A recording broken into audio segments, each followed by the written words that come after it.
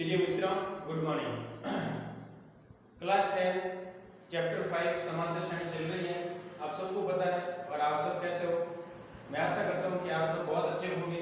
समांतर श्रेणी के एक्सरसाइज 5.3 चल रही है। 5.3 के 10 क्वेश्चन अपन कंप्लीट कर चुके हैं और क्वेश्चन नंबर 11 वाला क्वेश्चन अपन कर रहे हैं। इस क्वेश्चन के अंदर क्या पूछ रहा है, यदि किसी एपी के प्रथम n पदों का योग 4n - n² है तो इसके प्रथम पद s1 क्या है और प्रथम दो पदों का योग क्या होगा और दूसरा पद क्या होगा। इसी प्रकार तीसरा पद और 10वां पद और nवां पद आपको ज्ञात करना है।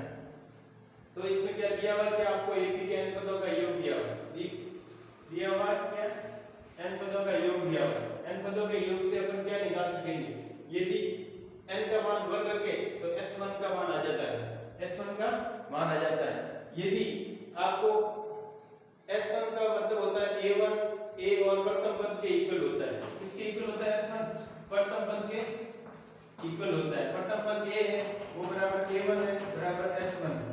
ये आप चीज याद रखोगे, S1 और A और प्रथम पद इक्वल है और यदि n बराबर 2 रखते हो तो S2 का मान आता है। S2 का मान किसके इक्वल होता है? S2 किसके इक्वल होता है? A1 + A2, A2 के इक्वल S2 होता है। यदि S2 का मान आ जाता है तो A1 अपन को पता है और A1 पता है तो A2 का मान अपन निकाल सकते हैं।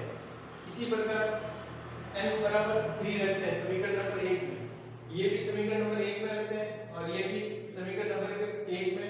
इसमें n बराबर 3 रखते हैं तो 12 - 9 ये 3 लगा यहाँ पे 3 लगा तो 12 - 9 3 आ गया। S3 क्या आ गया? S3 क्या आ गया आपके पास? S3 3 आ गया।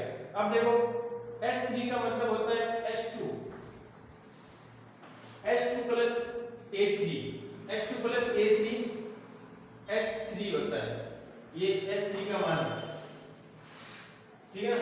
तो अब S2 का मान अपन जानते हैं 4 है बराबर 3 है तो A3 का मान अपन 3 - 4 - 1 तो A3 का मान कितना आ गया? -1 आ गया। इसी प्रकार D निकालना चाहता है A2 - A1 1 - 3 तो -2 आ गया D का मान। और A tan का मान निकालना चाहते हैं तो A + n - 1 D के फार्मूले के अंदर A tan मतलब n का मान 10 और A का मान और D का मान रखने पर A tan आपको प्राप्त हो जाएगा -15। इसी प्रकार A n निकालना है तो A का मान रखेंगे D का मान रखेंगे तो A n का मान आ जाएगा 5 - 2x। इसी प्रकार देखो S1 आपको 3 प्राप्त हो गया, S2 4 प्राप्त हो गया, A2 1 प्राप्त हो गया और A tan - 15 15 प्राप्त हो गया। क्या प्राप्त हो गया? 15। और D कितना प्राप्त हो गया? और an अपन को 5 - 2n 5 - 2n आपको प्राप्त हो गया।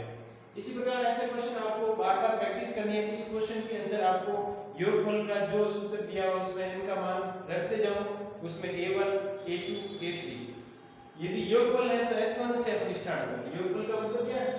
ये Sn का फार्मूला दिया है। योगफल में ये रखेंगे तो S1 निकलेगा, S2 निकलेगा, S3 निकलेगा।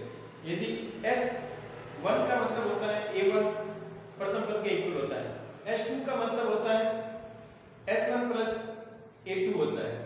उसमें S1 और A2 अपन ज्ञात करेंगे और S3 निकालने के लिए। अब देखो ये S2 का मतलब ये होता है A1 + A2 S2 होता है। A1 + A2 क्या होता है? S2 होता है। तो अपन S2 ज्ञात करने के लिए बराबर 4 दिया हुआ है। S2 का मान कितना दिया हुआ है? 4 दिया हुआ है। S2 का मान आपको 4 दिया हुआ है। क्या दिया हुआ है? 4। यहाँ पे देखो S2 का मान 4 आ गया ऊपर से। अब S2 का मान 4 के इक्वल करेंगे तो अपन को A2 का मान प्राप्त होगा। इसी प्रकार S3 उस समीकरण नंबर 1 में रखेंगे तो S3 का मान आ जाएगा। S3 होता है S2 + A3। इसी प्रकार इससे अपन A3 निकाल देंगे। A3 -1 आ गया और D A2 - A1 -2 आ गया D। इसी प्रकार A tan का मान भी अपन निकाल सकते हैं और A n का मान भी निकाला है और इसी प्रकार ये चारों मान अपन निकाले। A S1 निकालना है, S2 निकालना है, S3 निकालना है और A2 निकाला, A tan निकाला, A n निकाला, D निकाला। तो ये सब चीजें आपको याद रखनी है। थैंक यू मित्रों, ऑल द बेस्ट। ओके।